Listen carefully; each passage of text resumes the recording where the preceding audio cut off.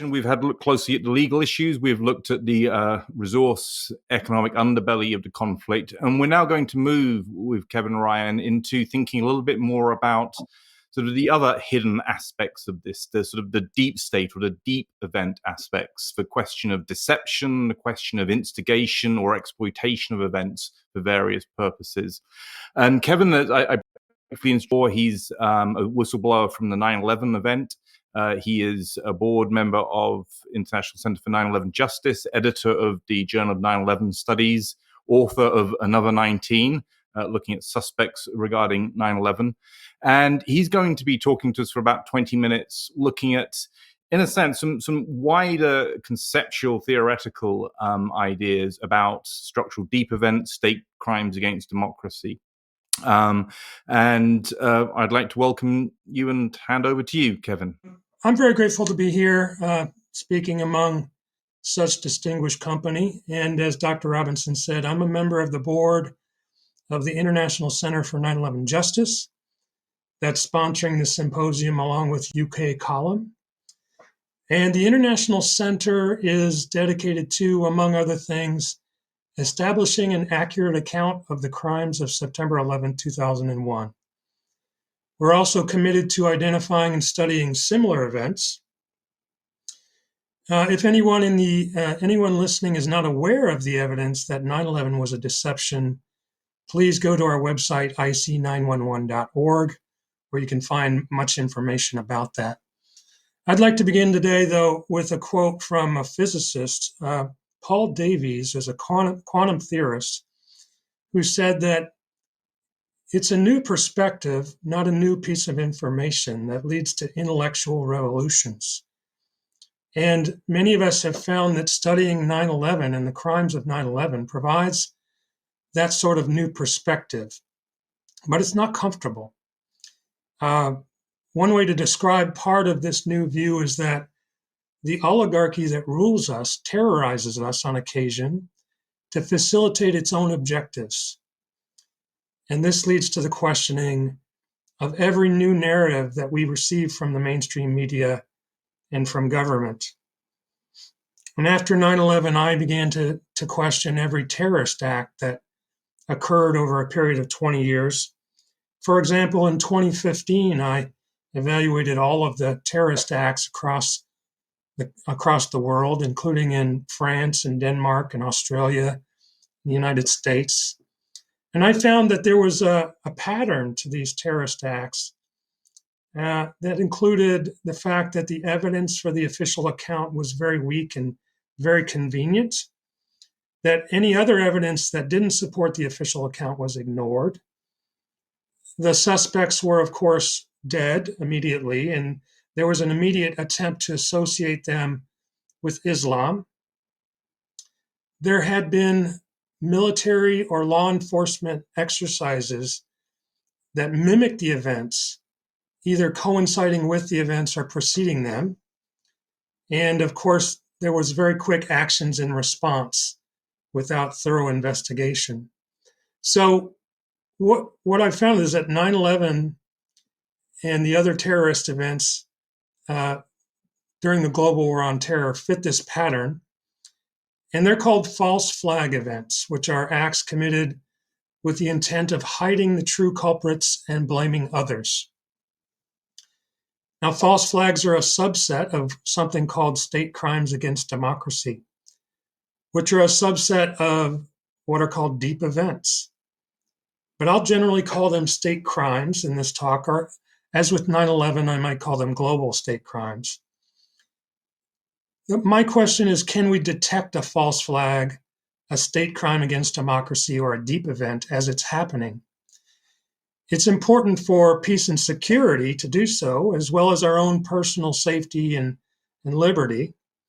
We also don't want to be part of the harm that's being caused by any state crime. And for these purposes, this is not just an academic exercise, but we do have to define the terms involved in order to detect state crimes. So I'll begin with state crimes against democracy, which was defined by Lance DeHaven Smith, the professor from Florida State University who coined the term. He said that they are concerted actions or inactions by government insiders intended to manipulate democratic processes and undermine popular sovereignty. So, two things jump out to me in this definition. First of all, they can be actions or inactions. So, things that should have happened that did not happen could be state crimes. An example might be the fact that the Roosevelt administration knew that Pearl Harbor attack would occur before it did and allowed it to happen. So, inactions, not stopping, not preventing that attack, or preventing the people from being killed, are an example of a state crime against democracy. And government insiders are involved, according to Professor DeHaven Smith. Now, there's a fine line between government insiders, government officials, and people who go through a revolving door. But so we'll keep that in mind. But Professor DeHaven Smith listed about 24 of these SCADs, or state crimes against democracy, in his writings and his talks. For him, all of them were US based. They included assassinations of public figures like JFK and RFK, Martin Luther King. They included provocations to drive war, like 9/11. And they also included election-related crimes. So one more thing Dr. DeHaven Smith did was he categorized them into what he called highly confirmed SCADs, kind of mid-level SCADs, or low-level SCADs. And he did categorize them as high-level confirmation of being a SCAD if there were confessions or documents of admission. So documentation or confessions that stated they were, in fact, state crimes, made them highly confirmed. If they were circumstantial, but also included a cover-up, then he would potentially call them a mid-level confirmed SCAD. That would include, for him, both JFK and the 9/11 crimes. But I think it's important to note that we will not likely get confessions in a timely manner for the next state crime or the latest state crime. But my point is that it makes sense to maintain a skeptical view of any new narrative if the current perspective suggests it might be a state crime. And a useful, practical perspective or view does not require nailing down every fact, but should be continually reevaluated, of course, as new evidence is obtained. One thing that many of us have heard is that such perspectives are not within the limits of what's called the spectrum of acceptable opinion. So we have to be willing to withstand being smeared as a conspiracy theorist, if we might consider such perspectives. The conspiracy theorist term is used to deter others from investigating historic events, and it implies that criminal conspiracies among the rich and powerful are impossible or absurd. So it takes some imagination to buy into that usage. Professor Peter Dale Scott defined deep events and structural deep events. He said a deep event is one of hidden or underappreciated relevance to deep politics. Now, deep politics is the business of deep states. And deep states are covert groups that seek to exercise control over governments or nations. Also, deep events are never presented clearly by the media. And structural means that the event impacts the whole fabric of society. So structural deep event impacts all of society. I've noticed that many people can accept the idea of an American deep state, a US deep state, but some people cannot transfer that idea to other countries or to an international or supranational deep state. Professor Scott was not one of those. He mentioned a number of times that supranational deep state in his writings and in his interviews. He mentioned several organizations that he felt were representative of an international or supranational deep state, including the Council on Foreign Relations, Cirque Panay, the Safari Club, and the Bank of Credit and Commerce International. Professor Scott also identified common modalities of structural deep events. These included the instant identification of the designated culprits, the fact that the suspects had hidden intelligence backgrounds, and that they were protected by intelligence agencies. And this is all very true for the 9/11 crimes. But one drawback to the deep event definition is that it's a retrospective vision, meaning some of these modalities are not seen until years later. We can't see what's hidden or falsified, so we may not be able to call something a structural deep event, but yet at the same time still have enough perspective to see that it's likely to be a state crime. In 2020, I was working as the head of quality control for a gene therapy company. And our laboratories were experiencing what's called false positive results for a test technique called RT-qPCR. This is a form of PCR. It's a nucleotide testing for analytes such as viruses.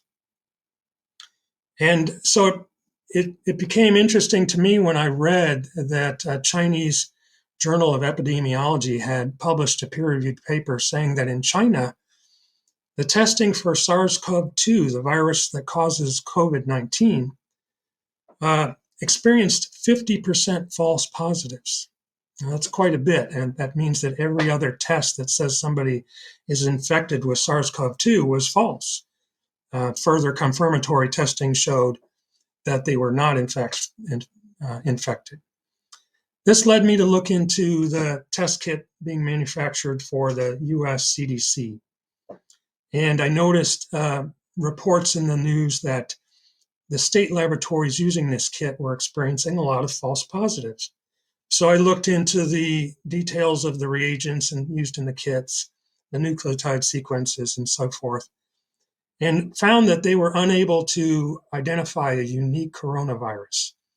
The primers and probes were based on parts of the coronavirus which were highly conserved across different coronaviruses, of which there were already 7 common coronaviruses, including the common cold. And so the kit was not testing for a unique coronavirus. Coupled to this, the fact that there were policy changes in many places that led to the misattribution of death. So anyone who tested positive for SARS-CoV-2 and happened to die, whether they died of heart disease or cancer or being in a motorcycle accident, COVID was listed. If they tested positive for it, COVID was listed on their death certificate. This obviously inflated the numbers that people used. There was also a redefinition of terms.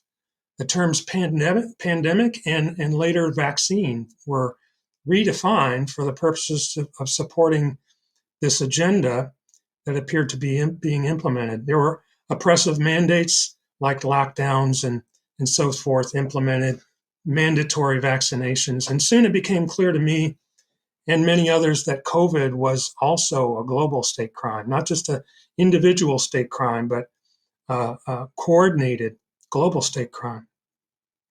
In September 2020, I gave a presentation on parallels between COVID crimes and 9/11 crimes, and I listed 11 features and outcomes that were shared among the COVID crimes and the 9/11 crimes. I noted that there was media saturation of fear-based messaging. There was insider trading in both instances. There were exercises that preceded the events that mimicked what was going to happen, similar to the false flag terrorist exercises. There was a failure to investigate the origins of the threat. There was an abuse of science, a widespread censorship of dissent. It was clear that the response would kill far more people than the original threat. There were increased mechanisms of population control. And of course, there was a huge transfer of wealth and a centralization of power. Both the 9/11 crimes and the COVID crimes shared these commonalities. And there was a similar formula for the terrorism events during the global war on terror. So my question is, can we use a pattern like this to more quickly identify when a state crime is being committed. And we don't need confessions before we can identify a state crime for our own purposes. What we also don't need is to convince 100% of our fellow citizens, or even a majority. We need to be able to take measures in our own best interests, for example, rejecting narratives or sources of misinformation, or declining oppressive state measures like experimental injections. So let's use the Hamas attack on October 7th as an example of a narrative that can be evaluated as a state crime as well. I noticed that the Israeli ambassador to the UN called these attacks Israel's 9/11, and that raised my attention. I'm sure it did for many people, because that means something quite different to me. But we can ask, do these attacks match the pattern? Was there fear-based messaging? I think that's fair to say, and even more so, it was in the form of atrocity propaganda.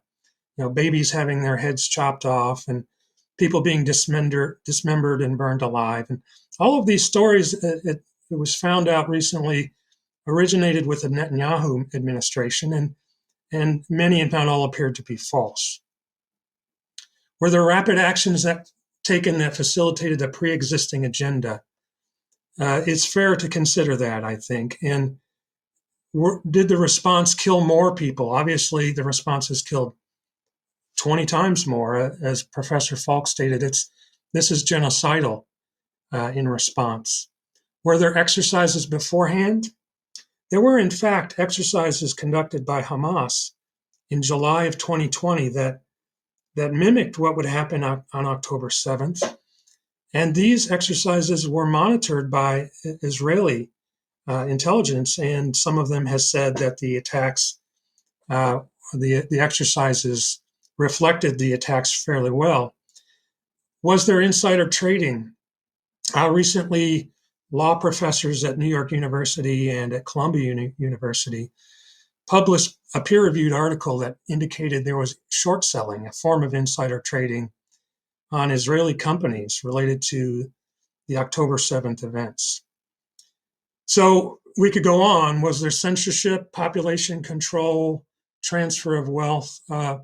Professor Kubersi made several remarks related to transfer of wealth, resources, natural resources, and land. And the next two speakers will likely shed more light on the details. But I would say note that Al-Qaeda was a creation of U.S. defense and intelligence agencies, going back to Operation Cyclone in the 1970s.